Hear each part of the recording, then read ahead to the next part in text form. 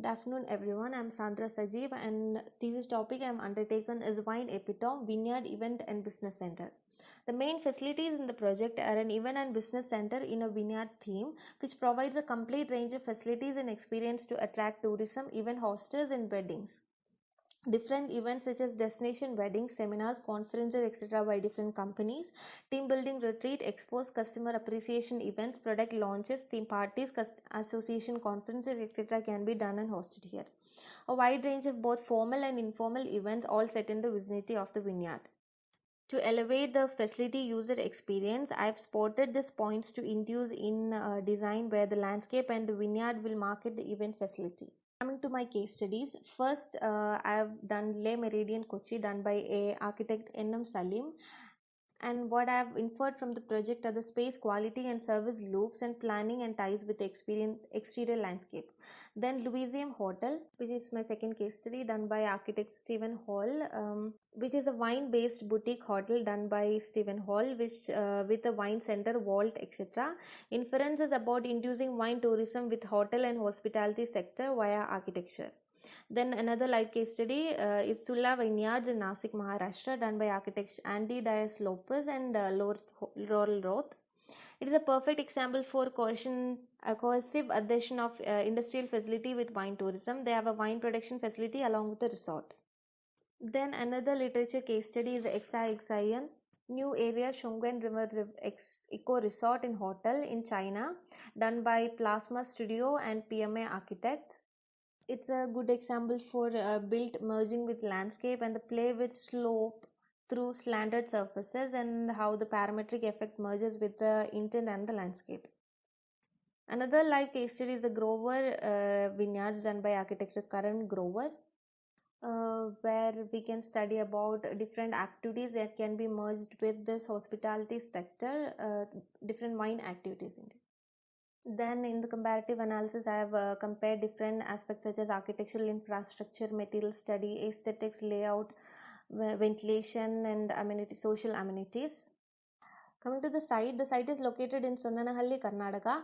The site includes Gundamagare Lake and 90 acres of vineyard. The total site area is 152 acres. The site is located on the outskirts of the city, thus giving a pleasing environment. The site has already been cultivating grapes for the past 15 years.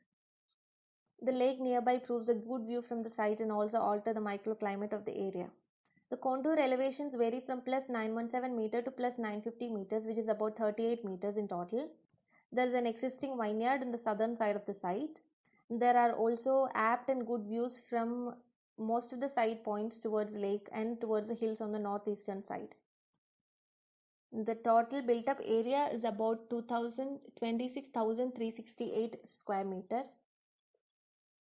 The site inventory lays out the potential areas for planning, where I've chosen this area as the potential one, which gives most of the views towards most of the sides of the site and towards the hill, the lake and the vineyard, and an apt view from the highway towards the built. This is a view from the main road towards the built across the lake. Coming to the site plan, the main entrance is from the northwest point, entering from the Bangalore-Hinpur State Highway 9, and the service entry is from the rear side of the site, entering from the same road connection but through the existing vineyard on the southern side of the site. The whole build-up is facing the lake and the hills towards the front and the vineyard in the rear side. This here shown is a full-on site section cutting the vineyard, the facility and the lake, and this here is the hill with the view towards the facility. Coming to the blown up section, these are the main three built portions of the facility: the event center, the restaurant and the residential block. The winery block here shown as the footprint, and my main focus is event center, the restaurant and the residential block, and the whole master plan covers all the main amenities required for the facility. We have pedestrian path covering all the major portions of the site, and this portion, the bridge connect all the major nodes of the building of the three blocks on the first floor portion. This is a sculpture garden, and these are the wedding and event venues overlooking the hills and the lake. This event spot 1 creates an infinity lake effect with the lake. And then given are the water courts on the periphery of the site at a level difference of about 6 meters from the road to create an infinity event effect with the lake. And then I have given a badminton court and a bridge to cross the facility towards the lake. Entering from the east side, the fastest access is towards the winery parking, and then this is the winery. This is the winery, and I have given admin parking also on the rear part of the winery. And then these are the pedestrian paths circulating all around the facility and the sculpture garden. And I have given an OAT, some water courts for the aesthetics and different event sports. Then along the same path towards the front is the pick up and drop off portion of the event and business center, and the road comes towards the residential and other parking areas. These are the north and south elevations of the belt, and these are views from the event block. Starting with the plans, here this is the event and business block as shown in the key plan. This is the main entrance for the pickup and drop off, and this is the atrium space with wine related exhibits and sculptures in the ground floor. The atrium space is open on all the floors, and this is a sitting and seating reception access to here with the wine and barrel exhibits on the sides. And I have given the core towards the northern side, and these are the steps to the mezzanine floor also for seating and discussions and some team retreat meetings, etc. And I've given the staff lounge, reservation office, cloak room, shopping spaces, etc. on and down here. And these are the views of the atrium and the reservation desk and the stepped up seating.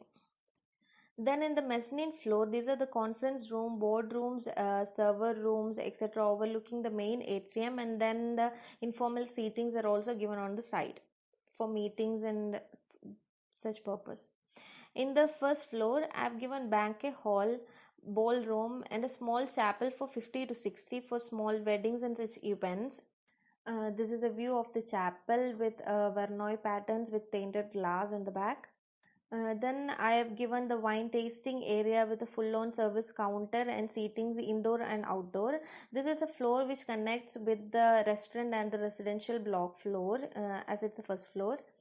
The outdoor seatings has a view towards the lake and the hills also, and towards the back the seatings has a outdoor seating has a view towards the vineyard. Towards the left side, I've given co-working spaces in both indoor and outdoor seatings are also given. In the second floor, it has a seminar halls, fully equipped small-scale co-working spaces, fully equipped library with indoor and outdoor seating and reading spaces, and a kids area. And these are the sections showing the stepped up portion and the atrium. And then the elevations and the explored view shows different kinds of activities in the event spaces. And this is a view from the sitting or seating reception towards the other blocks under the bridge in the greenery. And this is the view from the second floor towards the atrium. And these are views from the event block towards the event spaces or event spots on the landscape exterior, viewing the lake and the hills. This is a physical model showing the rough form of the built up and the landscaping done with the hills and the lakes in the front side.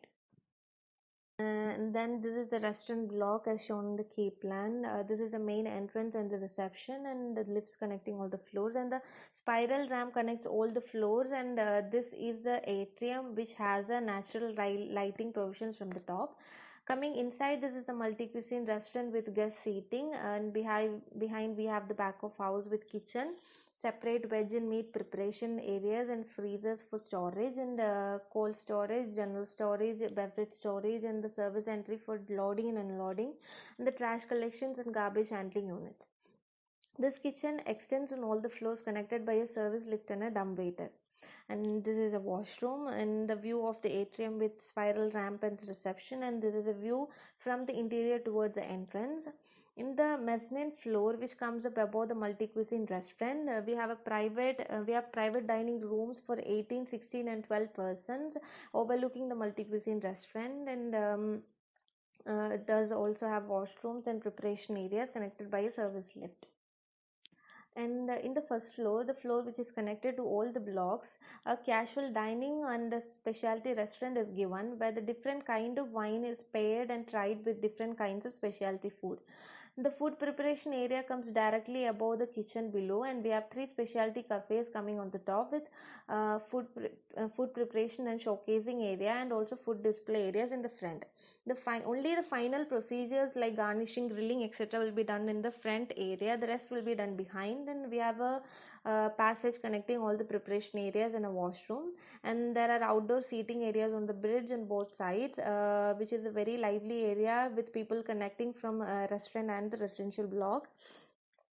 And the outdoor seating areas will have a view towards the hill, the lake, and the vineyard from the rear side. Coming to the top floor, it is a resto cafe bar, which is sushi themed, with kitchen in the rear, bottle displays in the front, and bar counters and different kinds of seatings, and some food will be prepared in this display area.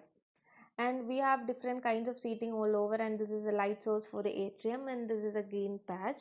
Then in the section, this is a bar area with seating with bottle displays, etc., and this is exploded view of the restaurant for better understanding, which shows a spiral staircase and the Verneuil pattern in it.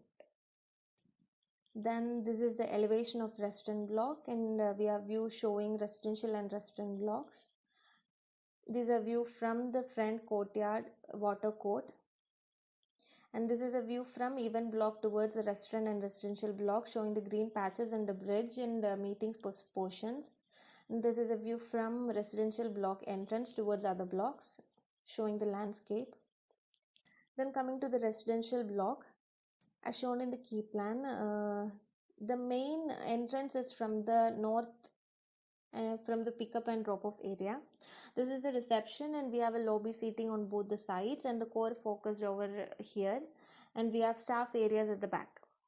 And this long linear strip is the atrium, which is open at the top except for some cheraboard reliefs and planters at the bottom. And we have linear staircases on both the sides connecting all the floors. We have 2 staircases in the front and this linear staircases, and 4 lifts, and towards the back we have 2 service stairs and 1 emergency exit. This is a view from the entrance showing the atrium. This is the view of the linear staircase with lifts, and then this is the bridge. In the ground floor, we have indoor games and team building activity area, which is a double height area. Then we have visitors lounge overlooking a barrel storage room.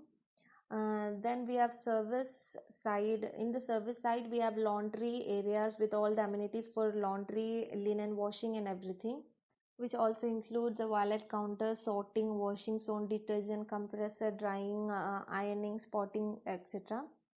On the other side, we have staff areas such as staff dining, kitchen, restrooms, etc. And a loading and unloading area is also given at the back, along with the general store, and the HVAC and electrical rooms are also given at the back. Staff restrooms are also given with washrooms. Coming to the first floor, we have spa, steam bath, jacuzzi, etc. And the entry to the pool is also given along with washrooms and changing rooms here. Then at the rear, we have seating areas with view of vineyard, and the other side we have service areas for linen storage, staff rooms, bath amenities, supply stock, etc. Then the second floor has kids play area and gym on the left side, and rooms on the other side with service and storage area. This is a floor that connects all the 3 blocks together, and the connecting portion is having gym and kids play area. And these are the views from the atrium with the linear stair connecting, and the exterior views from and to the bridge. The third floor repeats the same as second floor with rooms and service area. These are the sections showing the atrium and linear stairs, and these are the elevations and exploded views given for the idea, and different spaces color coded for better understanding of activities in the spaces. And these are the views for residential block entry, and this is a view from the bridge. And for the special topic, I have taken the circulation networks in architectural spaces.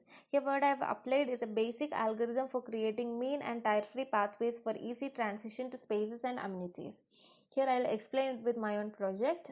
Here I've taken the 3-block structure and I've identified the main nodes of the potential areas in the first floor which had to be connected for easy circulation. Then I connected them with agents, which are these red lines, and they are the potential circulation pathways taken by the users. The agents are given a magnetic property or an attractive force where they come close to each other, and iterations are taken for different possible circulation pathways. Here the thing is, the circulation space is a common space shared between multiple amenities instead of common amenity needing each amenity needing their own circulation space.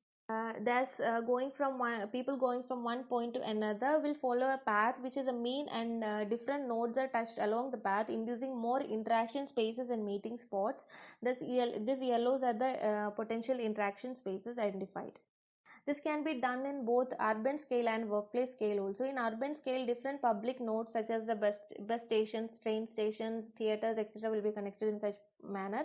In workplace scale, it is to boost the social cohesion and sense of space, promoting interaction and social sustainability. The reason for using such an algorithm is mainly the convenient factor, where people will always go for the best route, the shortest route, or the most enjoyable route connecting, which is a closer and connecting main nodes or the cores. And obviously it is a most pleasurable experience, and the circulation efficiency, physical distance versus perceived distance, and the tire length perspective. I've used the same for my landscape designing also, where I've identified different nodes and event spots, and I've connected them with the agents, and given the magnetic property, they gave me the mean pathways, which is the one connecting the multiple